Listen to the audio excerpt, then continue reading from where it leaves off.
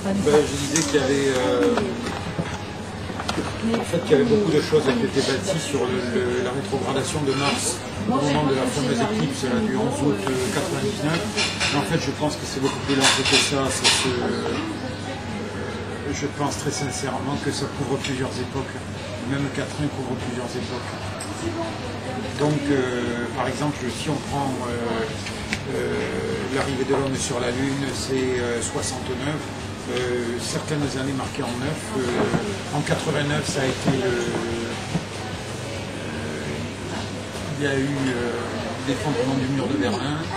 Mais je crois que il a donné des tranches de temps feuilletées comme un millefeuille, quoi. Se feuilleter comme un millefeuille.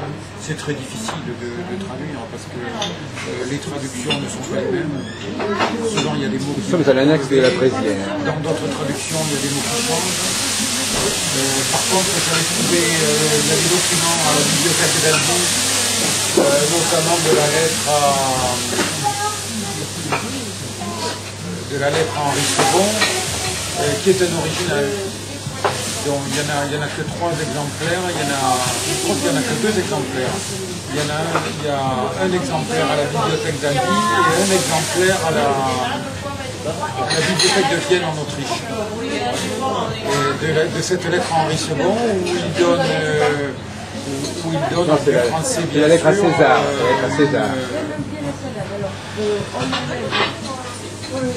Des conseils, une interprétation et à mon avis cachée, et là on est en plein hermétisme, de la façon dont il s'est servi pour faire descendre une entité et qui lui a expliqué ce qu'allait être l'avenir. Voilà, il le dit d'ailleurs dans les 2 premiers quatrains, c'est étant assis de nuit secrétitude, seul reposé sur la selle des reins, flamme exiguë sortant de solitude, fait prospérer qui n'est à croire vain. Ensuite, il y a le deuxième quatrain, c'est la rêve dans l'âme mise au milieu des branches, de l'anguille moule. Et le lame et le pied, l'impleur et voix frémissent par les manches, splendeur divine, le divin pressassier. Ce sont les 2 premiers quatrains des prophéties où il donnerait la façon dont il aurait fait descendre une entité qui lui aurait expliqué tout le déroulement de l'histoire de l'homme jusqu'en 3797. Voilà. Donc, après, à chacun d'y voir l'interprétation. En fait, il n'y a que 3 dates. On dit qu'il n'y a que 3 dates, mais il y en a quand même d'autres qui sont décrites dans les prophéties. C'est le fameux quatrain où il dit l'an 1999, 7 mois, viendra du ciel le grand roi des frayeurs. Ça correspondait logiquement à juillet 99, bien qu'il ne se soit rien passé. Il y a une première date où il dit l'an 1727 dans les prophéties elles-mêmes. L'an 1727. Il cite une date qui aurait concerné Paris et les gens qui font des recherches sur les écrits de Nostradamus ont dit que ça correspondait approximativement à l'arrivée de Jean-Jacques Rousseau à Paris, qui avait été un des précurseurs dans la pensée, avait été une des pensées de la Révolution française. Et enfin, il y a l'an 1797. 1797, oui, c'est-à-dire presque 3800 ans, donc aucun d'entre nous ne sera là pour voir la suite. Oui. D'accord. Oui. On va prendre des plats du chaud, je crois. Plats du chaud.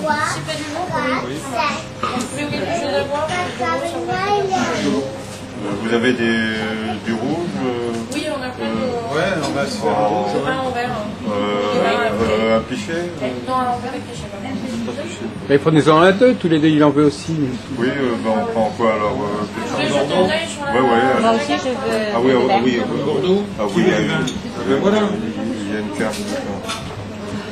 Tous ceux qui sont à l'eau d'un côté. Des réactions, des questions à poser sur C'est des Nostradamus. sacrés verres.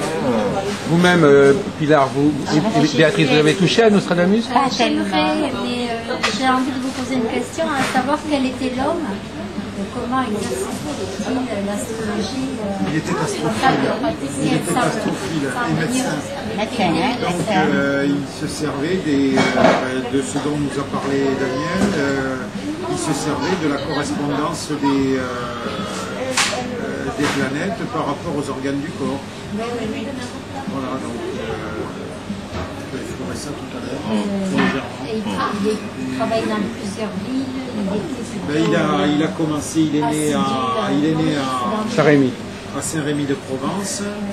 Ce n'est que sur la fin de sa vie, quand il a rédigé les prophéties, qu'il s'est installé à Salon-de-Provence. Mais il a beaucoup voyagé dans le Languedoc, il s'est arrêté à Toulouse, il est allé vivre à Agen, où il s'est marié, d'ailleurs il a eu 2 enfants à Agen. Et, on va tâter le vin. Il a vécu à Agen pendant un bon moment et il y a une partie de sa vie quand même qui est assez cachée parce qu'il est monté à l'abbaye d'Orval. Vous voulez goûter, monsieur Gross? Oui, allons-y. Mais Daniel va goûter avec moi, il va me dire ce qu'il en pense. Fais-toi sortir. De toute façon, on va pas le faire envoyer en cuisine, ça ira très bien. Un astrologue indépendant à l'époque, c'est-à-dire il a fait les thèmes de Catherine de Médicis. Les autres n'en prennent pas. Mais Catherine de Médicis, donc vous pouvez relaisser la bouteille. Elle n'a plus voulu en entendre parler sur la fin de sa vie.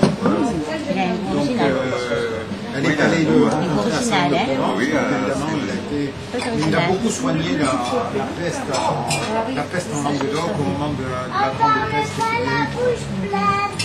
Est-ce que tu es au courant de cette histoire de la statue d'Astronomie? C'était où, à Saint-Rémy ou à Salon-de-Provence ou un truc comme ça? À Saint-Rémy-en-France, il y a une statue. Alors il y avait une statue, ça a été fait par mon prof de Beaux-Arts qui s'appelait Boucher, qui était un sculpteur. Il avait la tête de Jean Marais, tout le monde l'appelait Jean Marais. Et il était assez un sacré bonhomme. J'ai pu entendre une nouvelle par la suite, mais moi j'avais 16-17 ans, hein, je sortais du lycée. Et je l'ai eu comme prof pendant 2-3 ans. Et il avait fait une statue de Nostradamus qui a été mise sur une petite place en bas d'une route. Enfin, il y avait un petit carrefour, une grande statue de ça, et j'arrive pas à me rappeler quel bled pas loin de Marseille. Ben c'est Saint-Rémy de Provence, au Salon de Provence. Voilà, parce qu'il est né à Saint-Rémy, mais il a vécu à Salon. Alors il avait fait une très belle statue. Et puis un jour, il y a un camion qui a eu ses freins qui ont lâché dans la pente, qui a foncé qui a fait exploser la statue. Et je crois qu'elle n'a jamais été remise, elle n'a jamais été refaite. Et il n'y a jamais eu. Et ça a duré que quelques années. Il a été enterré debout dans l'église de Salon. Il y a le musée là-bas. Ouais, il n'est pas là. Mais en dehors de ces ceinturiers, est-ce qu'il a écrit d'autres choses? Oui, il a écrit par rapport à il a écrit un traité sur les confitures. Ah oui, oui, je crois que j'avais vu ça. Oui. Il a écrit quelque chose sur le... il faisait des agendas en fait, des agendas où il donnait des conseils au niveau des cultures. Oui. Mais c'était très prisé, quoi. C'était très demandé à l'époque. Merci. Et il a fait beaucoup de choses quand il était justement sur Agen. Et il a eu une vie heureuse ou alors Non, parce qu'il a perdu sa femme quand il y a eu la peste. Je crois qu'il a perdu sa femme et ses 2 enfants. Et il s'est remarié. Il a eu 4 autres enfants avec une autre personne. Et je crois que c'était quand il était à Agen. Je ne voudrais pas dire de bêtises. Mais il a vraiment dérouillé. Il s'est retrouvé à poil. Quand je dis à poil, c'est qu'il a brûlé ses vêtements. Parce qu'à l'époque, on ne savait pas trop comment se propageaient les virus. Et il nettoyait par le feu. Quoi. Il passait les trucs à la flamme et il nettoyait par le feu. Alors, Daniel Girottu. Par ce petit truc de Milan, Archer Milan, le côté de cette confiture, je crois l'avoir vu. traiter des fardements et des confitures. Ouais, je crois avoir vu ça.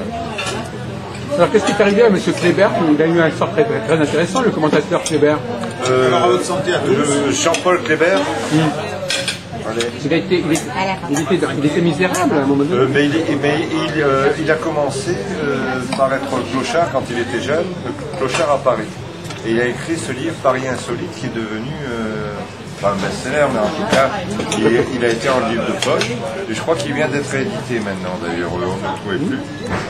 Et après il a écrit un livre que j'ai gardé, que j'ai encore, chez De Noël, je crois, La vie sauvage. Et là c'est sa vie de vagabond. Il était passé de clochard à vagabond. Et il s'est intéressé à Nostradamus par la suite. Et puis il a découvert l'ésotérisme, il a découvert toute la symbolique, il a écrit Le Bestiaire fabuleux, il a écrit La Provence mystérieuse, là, de chez Chou, là, les guides noirs, je ne me rappelle plus comment ça s'appelait. Et il s'est lancé, et il habitait en Provence, et il s'est lancé dans l'ésotérisme, il a fait des recherches, je crois, par rapport au Rose-Croix, il me semble aussi. Il a écrit pas mal de... je pense que, enfin, j'espère plutôt les Rose-Croix, mais alors là, j'ai pas lu son livre, hein. Mais il a écrit le Bestiaire fabuleux qu'on retrouve, je crois, chez Albin Michel, je ne me rappelle plus où exactement, on peut encore le trouver peut-être, c'est un gros pavé, mais très très bien fait, et qui ne recoupe pas uniquement le dictionnaire des symboles, hein. Donc c'est intéressant de l'avoir. Jean-Paul Kléber, ça semblait être un personnage qui sort de l'ordinaire. J'aurais bien aimé le rencontrer. Alors il y a un autre personnage qui a essayé de donner beaucoup à Nostradamus, c'est aussi Serge Hutin alors. Oui, Serge Hutin. Qui est venu habiter dans le 66. Que par contre je connaissais bien, on se voyait souvent, il était venu me voir à Villepin. À l'époque, il habitait à Fontenay-aux-Roses chez sa mère. Et il aurait bien voulu m'embarquer dans la franc-maçonnerie d'ailleurs, mais bon, moi je suis un peu en dehors des groupes. Navré, mais bon.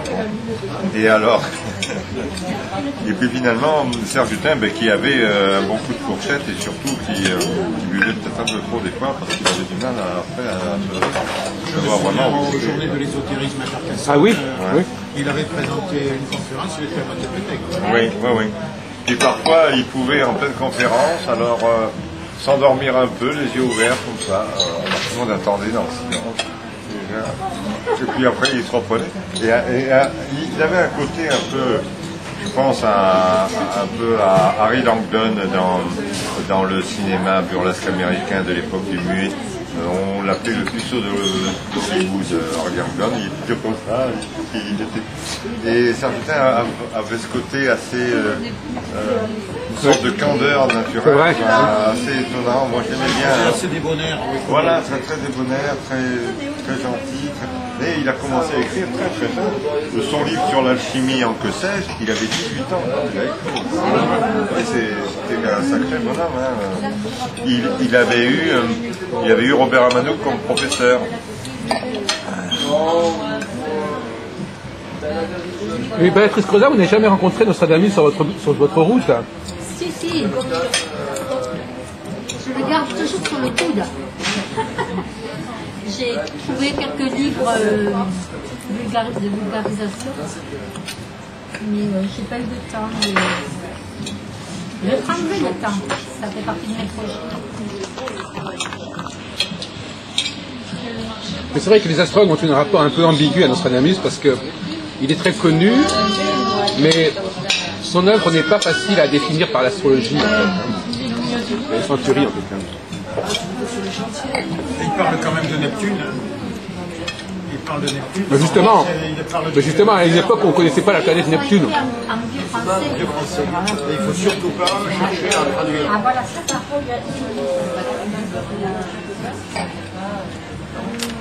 Et c'est pour ça que le bouquin de Kléber est intéressant parce qu'il donne l'explication de tous les mots qu'on ne comprend pas. Non pas parce qu'il est uniquement sibyllin, mais aussi, mais surtout parce que c'est les mots de l'époque qui n'ont plus cours aujourd'hui. Alors, il y en a beaucoup qui le traduisent, comme il y en a beaucoup qu'on ne connaît pas. Quoi. Et donc Jean-Paul Kléber, il a déconnecté tout ça, mais il ne l'a pas mis, il l'a mis dans la marge. Donc il a respecté le texte original, ça c'est important. C'est ce qu'a fait Serge Hutin dans le livre qu'il a sorti en 1974. Oui, chez Belfond, là, mais quand même, Jean-Paul Kléber semble avoir mieux fait ça dans les marges, de mieux expliquer, parce qu'il n'a pas, il s'est pas lancé dans ce langage. C'était quoi? C'était la Renaissance, non? C'était quoi? C'était l'époque de Rabelais? C'était l'époque de Rabelais. Donc heureusement, c'est pas le vieux français. Alors là, pour arriver à comprendre. Pas matériel, le fait qu'il aurait rencontré Rabelais, mais à mon avis, les deux œuvres sont tellement si particulières, dans l'Gargantua ou Pantagruel, que je doute fort que deux esprits aussi éclairés que ça ne se soient jamais rencontrés. Parce qu'en fait, je pense qu'à un moment donné, ils ont été à Lyon ensemble. Ah ouais. Pas longtemps, il y a oui, voyageait pas mal. Il y a deux tranches de leur vie là où ils étaient dans la même ville, mais on n'a aucun document qui prouve qu'ils se sont rencontrés. Donc c'était deux esprits qui étaient quand même connus en leur temps.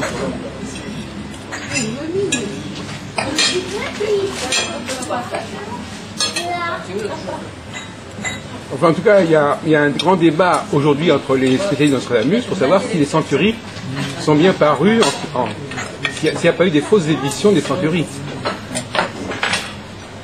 Et même les éditions de 1555 sont contestées.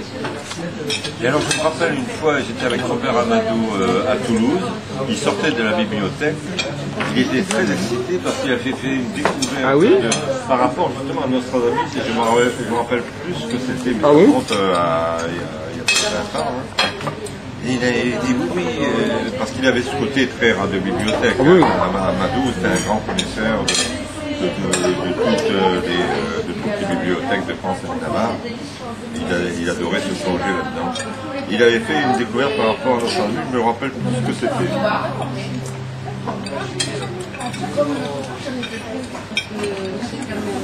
Et puis il y avait aussi il y avait une revue un peu qui était spécialisée dans Nostradamus à Lyon. Le cahier Michel Nostradamus. Voilà, Michel Chaumarin, ça s'appelait. Chaumarin. Benasra et Chaumarin. C'est la mine Nostradamus, il a une mine. Et puis je l'avais connu avant, quand il était plus jeune, il faisait sous le même truc, mais les documents anarchistes. Il avait fait plusieurs numéros sur documents anarchistes. Et une fois j'avais écrit dedans un article sur Max Kirner et l'unité de sa propriété. Ah bon, mais Michel Chaumarin, il a donné sa collection à la bibliothèque de Lyon. Disons la Pardieu. Ah oui. Mais il vit toujours. Oui, non, mais il est né en 48, je crois. Ouais. Et alors finalement, il a donné cette collection à la bibliothèque, mais lui, maintenant, il est employé par eux. Il travaille pour eux, en fait.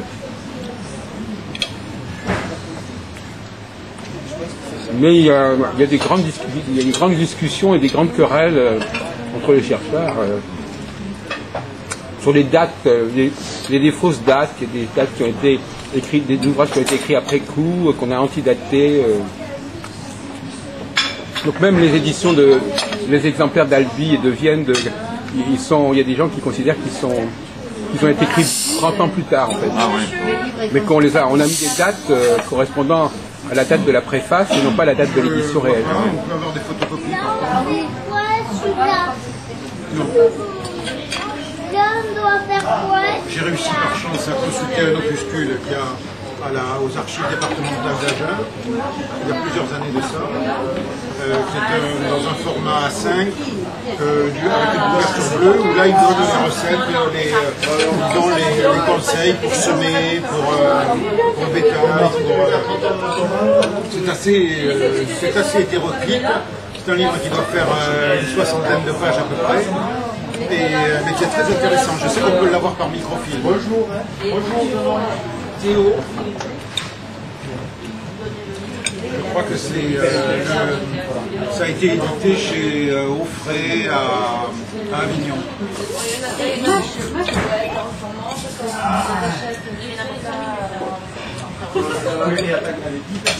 En fait, c'est probablement un astrologue à qui on a attribué des œuvres qu'il n'avait pas écrites, en fait, en partie. Parce que son œuvre, on connaît les almanachs de Nostradamus, ça n'a rien à voir avec les centuries. Ouais, il y a des présages qui sont illisibles. Il y a des présages illisibles sur les années. C'est pas décodable, quoi. Il faudrait faire des recherches sur une année en particulier. Ce qui s'est passé 42 rue Pharaon, annexe de la Brésière. Oui, il y a des tas de militaires, on comprend rien. Mais par contre, cette histoire de la lance d'Henri II, là, dans l'œil d'Henri II, oui, c'est quand même très clair. Non, il y a des choses plus parlantes que ça. Ah ouais. Mais Napoléon ou... La fuite de Varennes. Il parle du massacre d'Oradour-sur-Glane en disant il y aura garde-toi quand ton pays ne vienne, il y aura de terribles dangers en main contrée, même en la Vienne. Il connaît par cœur les centres.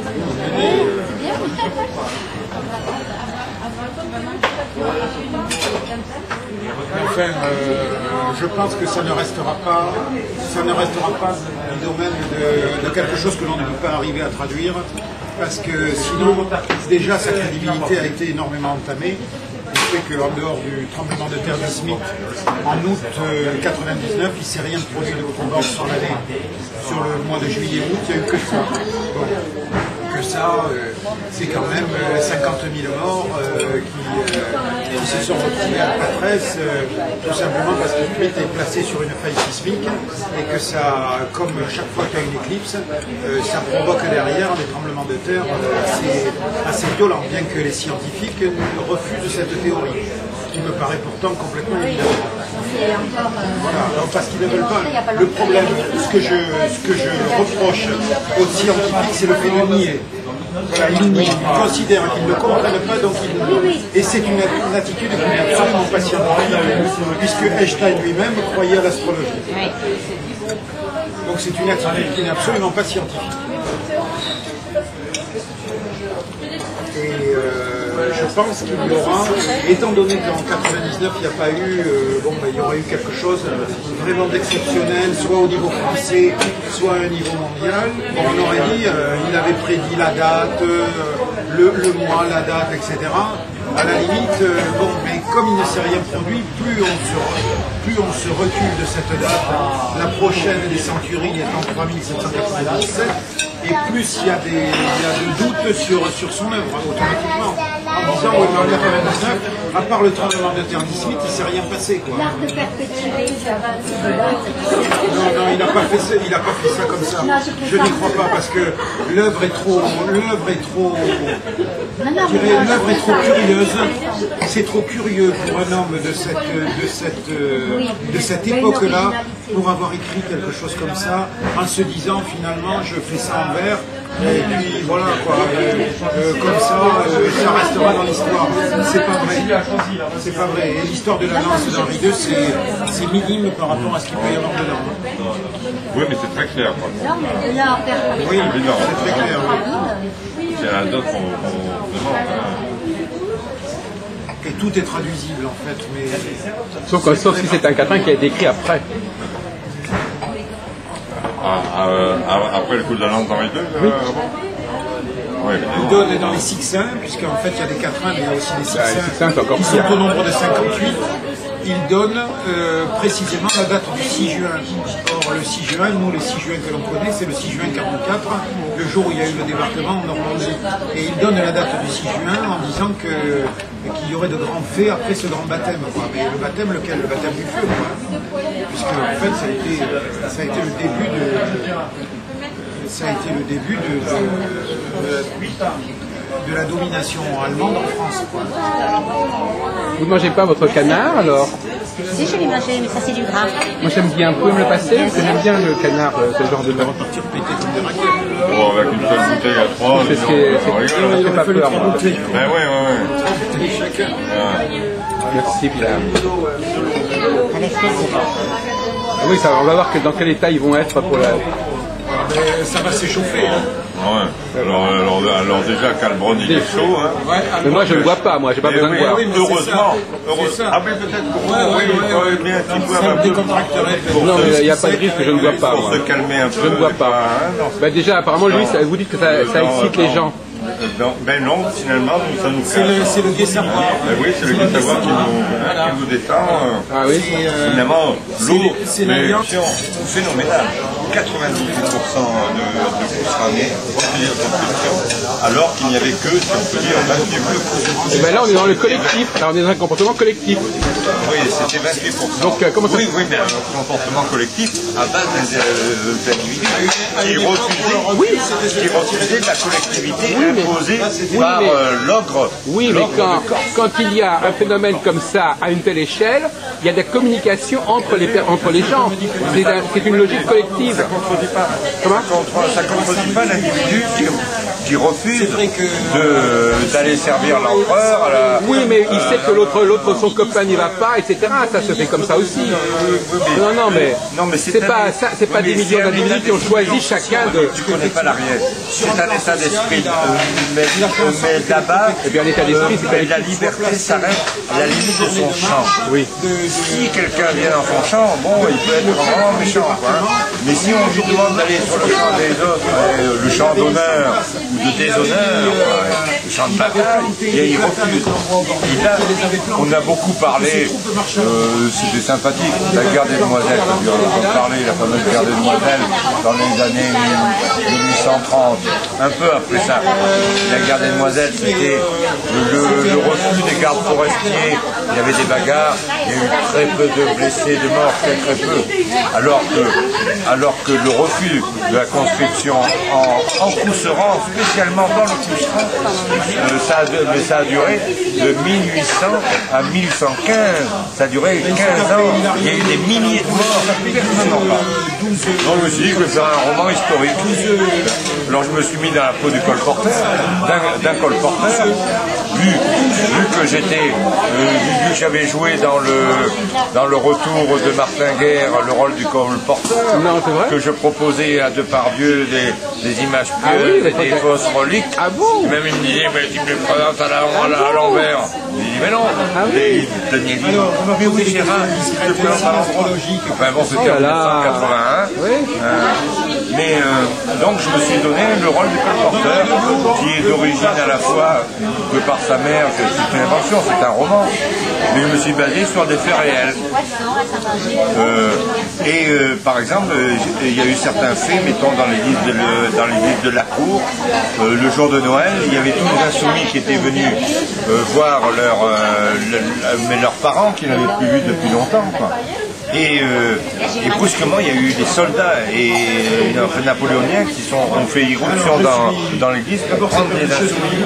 Immédiatement, le curé a éteint toutes les chandelles. Et il y a eu un baston général à coups de vent et tous les insoumis, les jeunes insoumis se sont barrés. Et les parents et amis, ils ont castagné les gendarmes et les militaires et ils n'ont pas réussi à prendre les insoumis. Il y a eu énormément de bagarres sur 15 ans, jusqu'au moment où Napoléon s'est effondré à Waterloo et puis voilà, c'était terminé. Mais il n'empêche que les autres après ils se sont barrés parce qu'ils étaient recherchés, parce qu'il y avait eu beaucoup de morts, hein. C'était vraiment une insoumission, c'était presque pas une révolution, c'était une insurrection spontanée. Une révolution n'est pas toujours très spontanée souvent, c'est organisé. Mais là c'était une insurrection spontanée. Et une spontanéité qui a duré 15 ans quand même, hein. Et uniquement en Ariège surtout, et surtout dans le Cousseran. Du côté de Pamiers, ils étaient relativement plus tranquilles les gens de Pamiers. Quand ils allaient voter, puisque mon père a connu dans les années 46-47, quand il y avait un vote, il partait avec la hache sur l'épaule quand même. Et puis ça s'est expliqué à coup de... Il y a des gardes mobiles qui sont partis dans le Saint-Nicolas. Oui, non mais ça a rentré. Alors on était en train d'écrire. Alors on était en train de demander les signes astrologiques. Moi j'ai le Capricorne ascendant Vierge. Et la lune? Et la lune? Vraiment cratère. Et la lune en bélier, maison 8. En quadrature avec l'eau. J'ai une grande croix à porter dans mes signes cardinaux assez évident. Mais bon, voilà. On se refait pas. Bon, la plupart de mes astres sont dans les signes cardinaux, mais il y a l'ascendant qui, avec ses petites rigones, essaye d'arranger les choses. C'est épuisant quand même. Quel degré l'ascendant? 13 degrés. C'est fini, alors Saturne à la fin de l'année. Ah oui, Saturne, ça y est. Au milieu de l'année. Mais Saturne est en exil en cancer. Non, mais là, dans ce transit, là, mais là, il est parti. Ah, voilà. Saturne est en train de se barrer, là. C'était il y a 2 ans que c'était les problèmes. Comment? Les desserts. On est aussi gourmand, oui, c'est vrai. Ah ouais, mais je vais avoir soif, moi. Non, on va y aller parce qu'il est déjà 14h, mais quelle heure Il est moins 10. Alors, il est moins 10. c'est peut-être raisonnable de partir maintenant. Alors, donc, Saturne-Uranus, c'est la seule 7. Alors les autres, Les Uranus au milieu du ciel. Non, mais là, actuellement, dans les transits, Saturne-Uranus, c'est un 7. Un 7 ou 2 8. Un 7, ça Les veut dire. transits, l'opposition Saturne-Uranus, c'est un 7. Un 7, ça veut dire quoi? Un C'est 7. dans Saturne en 1 et Uranus en 7. Ah oui, d'accord. Oui. Qui c'est qui veut des cafés là? Non, pas de Non, café. oui, ça. Oui, allez-y. Alors les... Comment? Non, pas de café. Avec la Ouais, café, pour faire oublier. Alors les autres, qu'est-ce qu'ils ont par rapport à l'astrologie? Les autres Saturne en 7. Moi j'ai Saturne en 7. À ce moment, le transit, c'est Uranus en 1. Oui, en ce moment. Ouais. Uranus, Parce que sinon, moi, ma date de naissance, c'est en 11. Uranus. Alors vous, comment est-ce que vous vous définissez, Pilar, par l'astrologie? C'est en milieu du ciel. C'est en mise en 11, Saturne. D'accord, pardon. Comment vous vous situez par rapport à votre astrologie à vous, à votre thème astral? Vous êtes quoi vous-même? Alors moi je suis poisson, ascendant Gémeaux, lune Verseau. Oui.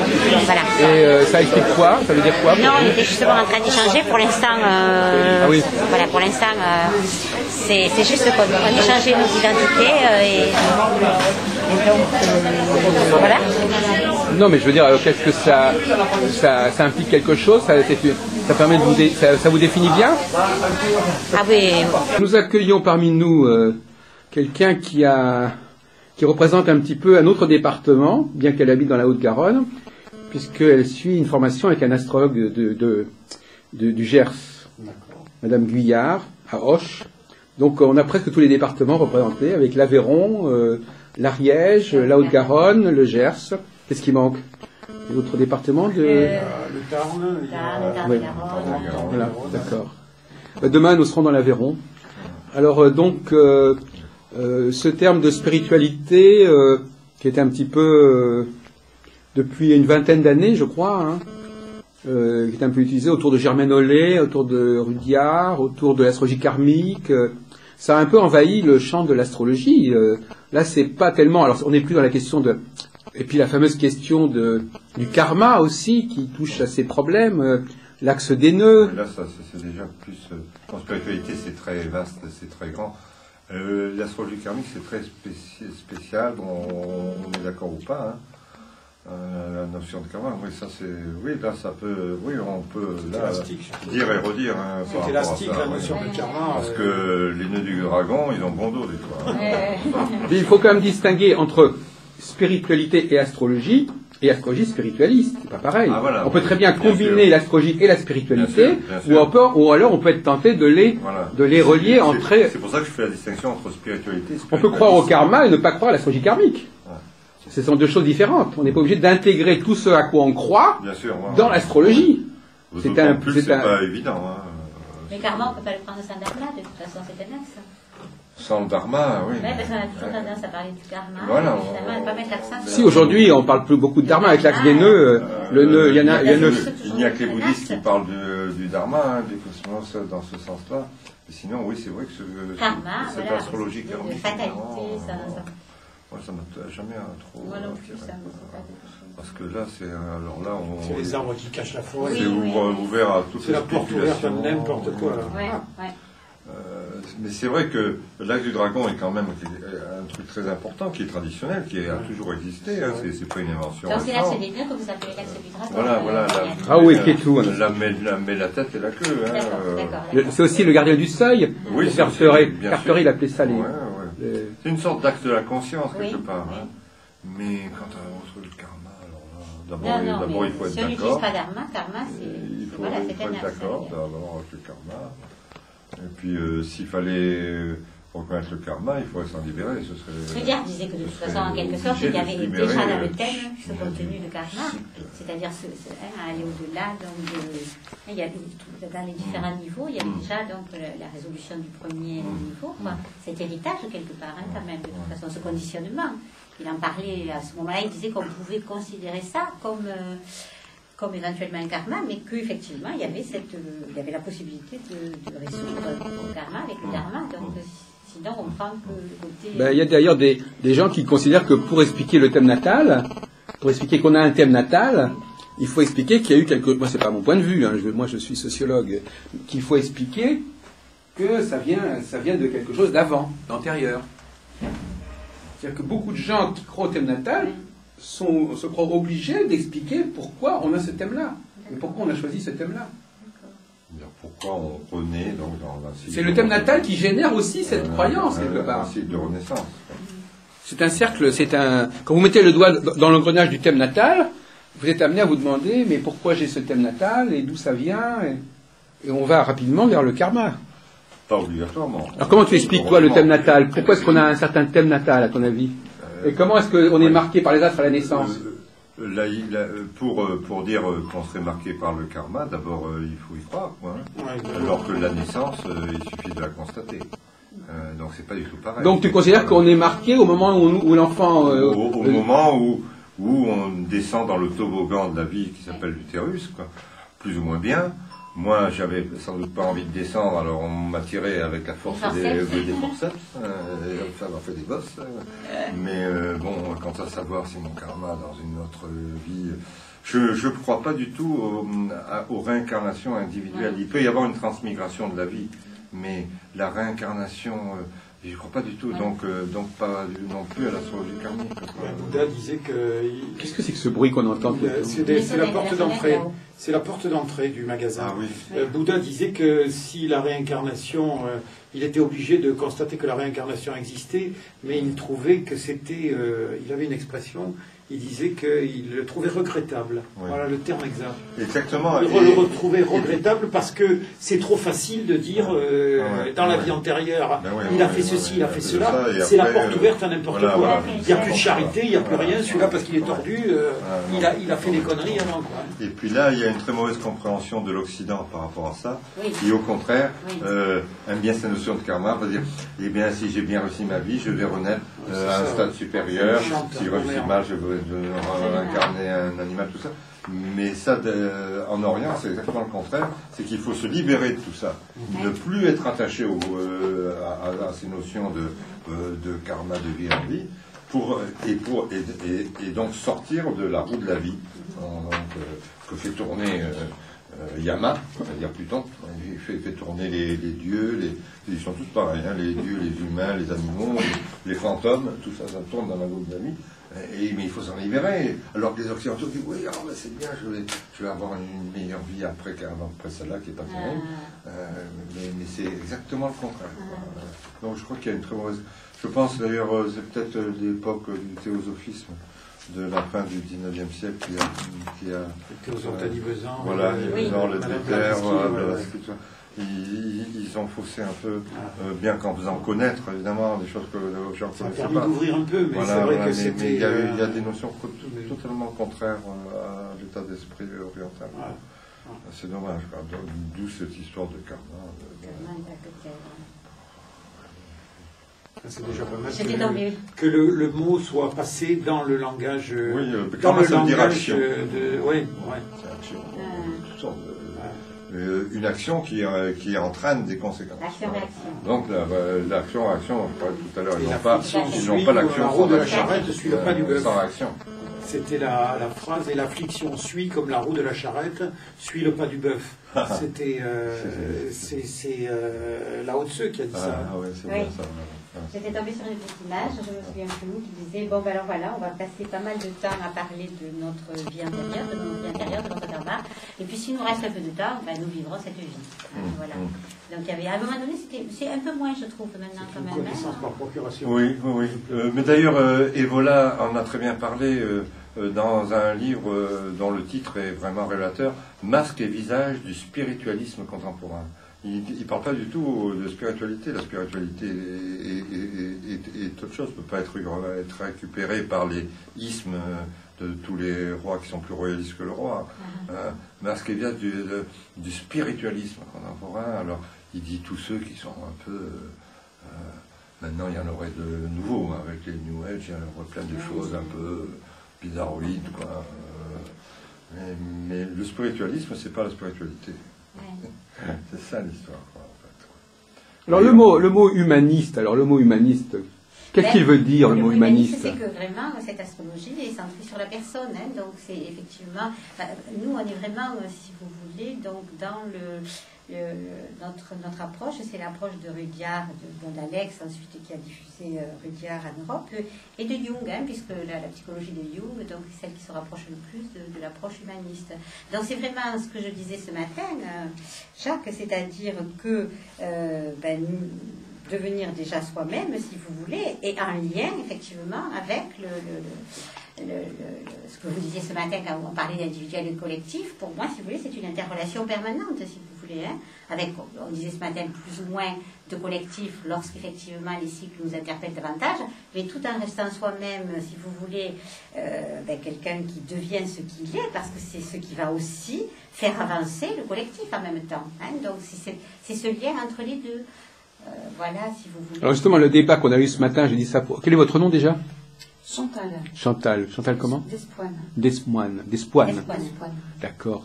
Ce qu'on disait ce matin, c'est que est-ce que pour arriver à savoir qui on est, on ne doit pas passer par la connaissance de à quelle population on appartient, à quel groupe on appartient.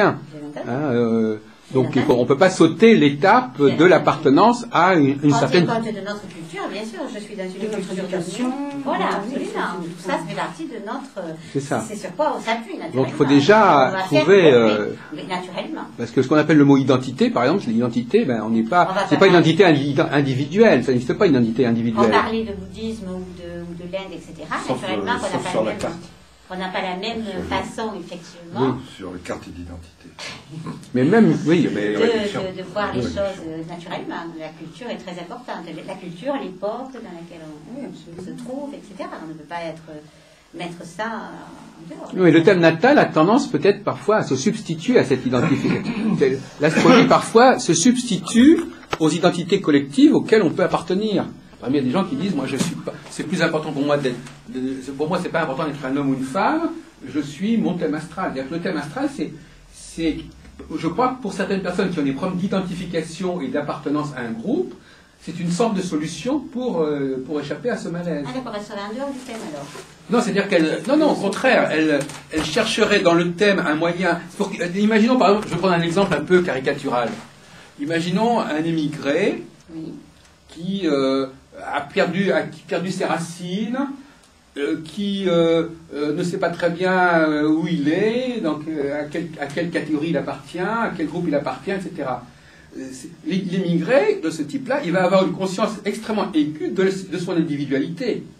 Parce qu'en plus, comme il ne va pas correspondre au schéma des groupes auxquels il appartient, il va donc avoir une conscience de sa différence qui va être aiguë, exacerbée. C'est là que le mot individualité peut-être pas... parce qu'alors là, effectivement, il va renforcer à ce moment-là son conditionnement, son histoire, etc., pour effectivement... mais tout dépend des niveaux, puisque là, il y a le conditionnement, le niveau individuel, ce qu'on évoquait ce matin. Mais quand on est désocialisé, si vous voulez, c'est-à-dire Parce qu'à un moment donné, on est un citoyen du monde. Quand on est désocialisé, quand on devient un citoyen du monde, comme vous dites, quand on n'appartient plus clairement, de fait d'ailleurs, pas seulement dans son imaginaire, mais de fait, on n'est plus... Vous savez, il y a des gens, ils ne sont plus nulle part. Ils ne sont ni bien en France, ni bien dans leur pays d'origine, ni ceci, ni cela. C'est-à-dire qu'ils sont un peu dans une sorte d'hybridité. Ils sont un peu... Bon, ces personnes-là qui ont un malaise identitaire, parce que c'est le mot qu'on emploie, qui ont un malaise pour dire je suis maghrébin, ou je suis français, ou je suis machin. Mais on parle du conditionnement, alors Jacques, encore. On parle de l'identification culturelle. Eh ben, quand on a un malaise au niveau de l'identification culturelle, oui. On va davantage sur la notion d'individualité. Parce qu'à ce moment-là, comme on est un peu comme on est inclassable, quand on n'arrive pas à appartenir, à s'identifier à un groupe, on va davantage se replier sur son individualité. C'est là que Rudhyar disait l'humanité commune des hommes. Il disait si on prenait tous les hommes qui sont sur la Terre et si on prolongeait leur colonne vertébrale, donc au centre Terre, on se rejoindrait tous, c'est l'humanité commune des hommes.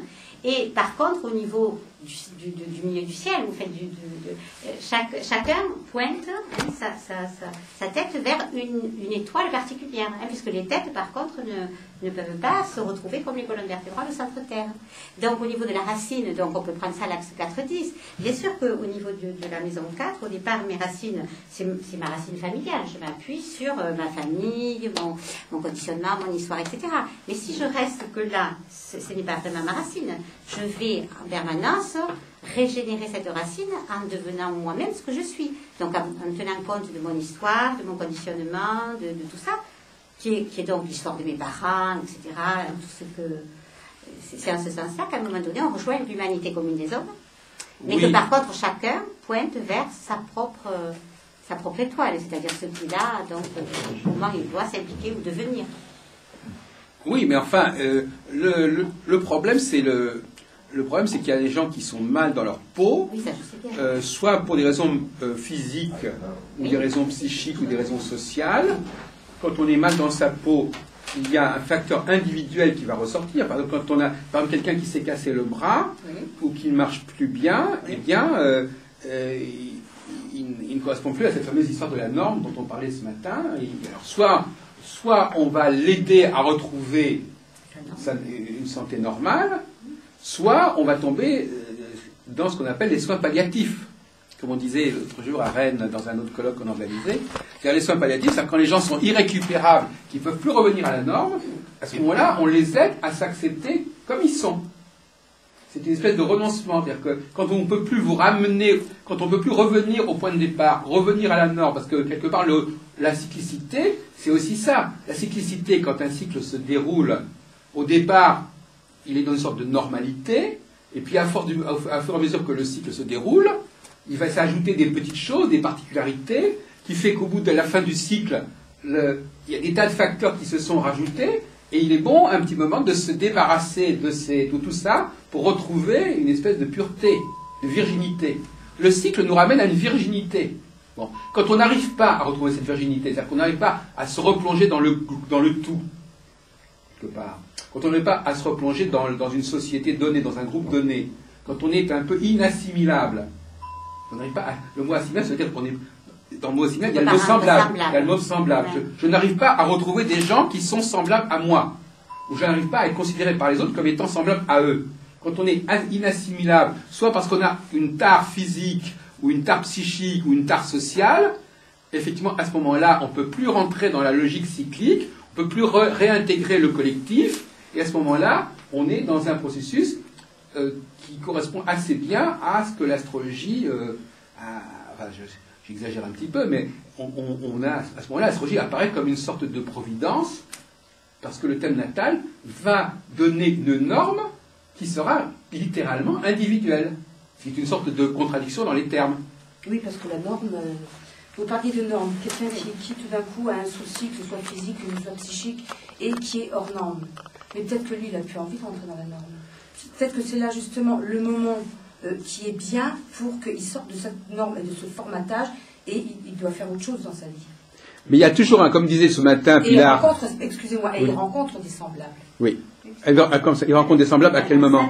À partir du moment où il lui sera arrivé quelque chose, dans sa vie, une défaillance quelconque. Oui. Je pense qu'il va pouvoir effectivement quitter un réseau dans lequel il était pour...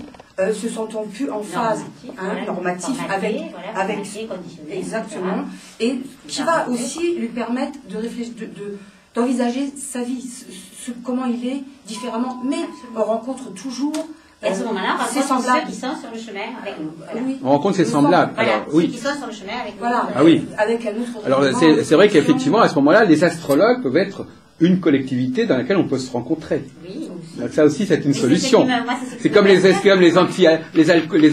les alcooliques anonymes ou les Weight Watchers. On arrive toujours à retrouver des gens qui ont les mêmes handicaps que nous.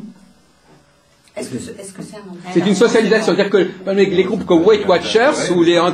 Mais Jung parlait de handicap, mais en fait il disait que le handicap pouvait être un puissant moteur justement pour aller vers, bon, on voit bien aujourd'hui d'ailleurs dans les paralympiques ce que peut donner comme performance ce qu'on appelle le handicapé.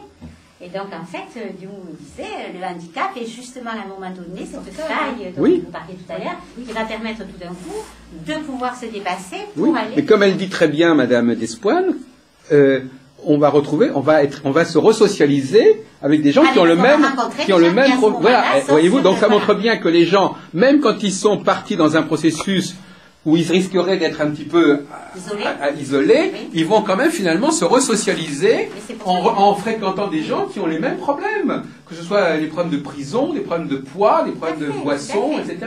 Tout à fait. Pourquoi des problèmes? Enfin, C'est pas- oui, socialiser c'est- avec les mêmes problèmes. Ça, le mot, moi, me. Parce qu'en fait, souvent, surprend. oui, voilà. Ou les mêmes caractéristiques, peu importe, c'est Souvent, pas... on n'ose pas sortir justement de ce fameux formatage, parce qu'on a justement peur de se trouver isolé, etc. Et souvent, ce sont donc des événements X ou Y qui nous mettent face justement à ça. Et tout d'un coup, on s'aperçoit qu'effectivement, on va rencontrer des gens qui sont aussi sur cette voie et qui vont nous accompagner. En fait, c'est toujours le même principe. L'enfant, quand il arrive, il est accompagné par ses parents pour faire les premiers pas. Et chaque fois qu'on change éventuellement à un moment donné de voie, ou je ne sais pas comment on peut dire, mais de nouveau, on rencontre des gens qui vont nous aider, ou nous accompagner, ou nous consolider, ou nous... Voilà. C'est vrai que je pense que le milieu astrologique correspond bien à cette définition. Oui. C'est-à-dire qu'effectivement, le milieu astrologique rassemble des personnes. Vous savez, les milieux, c'est jamais par hasard que les gens se retrouvent. Hein. Le milieu astrologique rassemble des gens. Enfin, c'est vrai qu'il y a des gens qui vont dire qu'ils ne sont pas d'accord avec moi. Mais le milieu astrologique rassemble des gens qui ont certaines caractéristiques en commun. Oui. Et notamment une certaine forme de désocialisation, à mon avis, sur certains plans. Cela dit, le milieu astrologique leur apporte une nouvelle socialisation. Bien sûr. Mais, effectivement, ils se sont déconnectés par rapport à un certain nombre de choses, pour des raisons existentielles, ou pour des raisons accidentelles, ou pour des raisons historiques, peu importe.